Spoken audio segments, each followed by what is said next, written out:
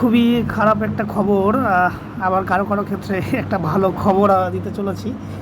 আহ, এই যে জাস্ট সদ্য ইউজিসি নেট এক্সাম 18 জুন যেটা কন্ডাক্ট হয়েছিল, সেই বিষয়ে যে এক্সাম জাস্ট একদিন পরেই একটা এরকম একটা নোটিশে, যেটা থেকে আমরা খুবই চিন্তিত যে এই নোটিশের সত্যতা কতটুকু।